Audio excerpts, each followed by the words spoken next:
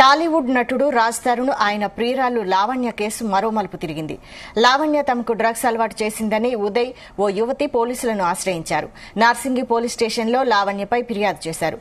లావణ్యతో తమకు కొన్నేళ్ల నుంచి పరిచయం ఉందని, అయితే డ్రగ్స్ విషయంలో ఇప్పటికీ తమకు ఫోన్ చేసి లావణ్య ఇబ్బంది పెడుతోందని ఫిర్యాదులు పేర్కొన్నారు. కాగా రాజ్ తరుణ్ పై లావణ్య తప్పుడు ఆరోపణలు చేసిందని, అతనికి ప్రాణహాని ఉందని రాజ్ తరుణ్ అడ్వకేట్ మధు శర్మ అన్నారు. ఈ మేరకు నార్సింగి పోలీస్ స్టేషన్లో లావణ్యపై ఫిర్యాదు చేశారు. 3 రోజుల్లో పూర్తి ఆధారాలు పోలీసులకు సమర్పిస్తామన్నారు. లావణ్య ఆడపిల్లలకు డ్రగ్ అలవాటు చేస్తోందని, ఆమె డిమాండ్లకు ఒప్పుకోకపోతే లావణ్య నానా రకాలుగా సాధిస్తుందని తమ కంప్లైంట్లో పేర్కొన్నారు. ఆ సమయంలో నటుడు రాజ్ తరుణ్, ఆయన స్నేహితుడు ఆర్జే శేఖర్ భాష కూడా ఉన్నారు.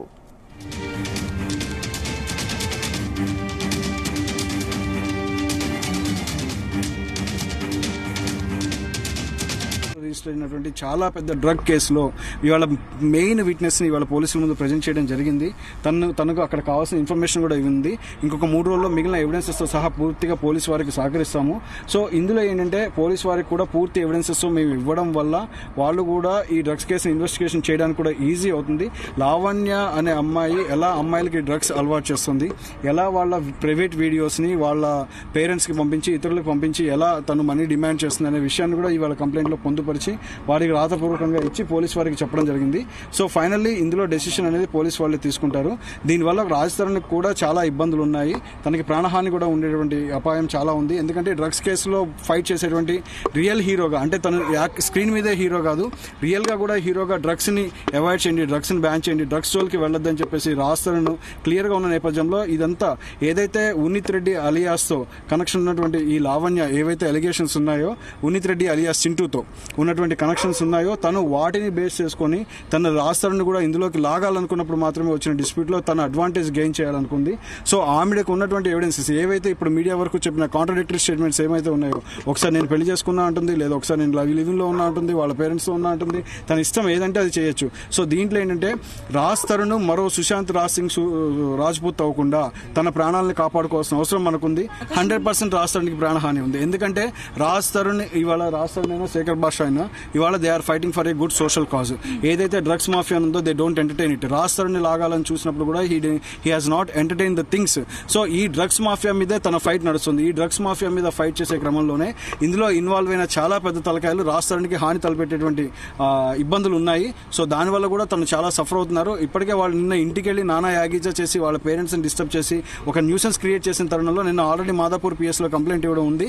ఏదైతే ఇవాళ డ్రగ్స్ కేసు నార్సింగ్ పిఎస్ లో ఉందో, ఇవాళ ఆ నార్సింగ్ పిఎస్ లోనే విట్నెస్ ని ప్రొడ్యూస్ చేసి విట్నెస్ ద్వారా మేము పూర్తిగా సాక్ష్యాధారాలు ఉంటని చెప్పింది. ఆవిడ ఎలా అలవాటు చేస్తుంది, ఎలా ఇబ్బందులు పెడుతుంది, ఎలా ఫోర్స్ఫుల్ గా ఆడపిల్లల చేత డ్రగ్స్ కన్జ్యూమ్ చేయించింది అనేటువంటి ప్రతిదీ మేము ఎక్స్ప్లెయిన్ చేయడం జరిగింది.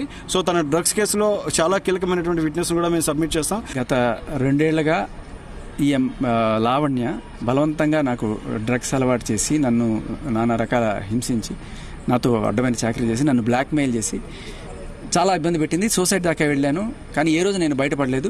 బట్ ఇవాళ ఈ డ్రగ్స్ ఇదంతా బయటపడుతున్న నేపథ్యంలో ఆవిడ గురించి నేను ఎక్కడ ఇన్ఫర్మేషన్ ఇస్తానో అని చెప్పి గత 3 రోజులుగా నన్ను బ్లాక్మెయిల్ చేస్తోంది.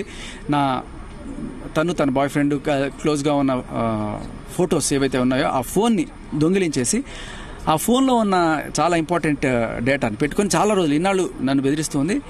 గత 2 రోజులుగా ఆ బెదిరింపులు చాలా ఎక్కువైపోయినాయి. ఎందుకంటే ఆవిడికి డౌట్ వచ్చింది, వీళ్ళు ఏమన్నా బయటకు వచ్చి చెప్తారేమో అని.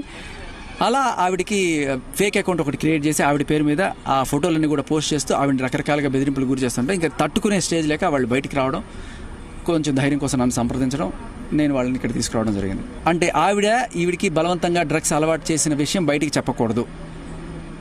అలాగే ఇంకెవరైతే ఆవిడ బాధితులు ఉన్నారో వాళ్ళందరి పేర్లు చెప్పకూడదు. ఆవిడ ఎలా చేసింది, ఆవిడ మోడస్ ఆఫ్ ఆపరెండి ఏంటి, ఇవన్నీ కూడా చెప్పకూడదు.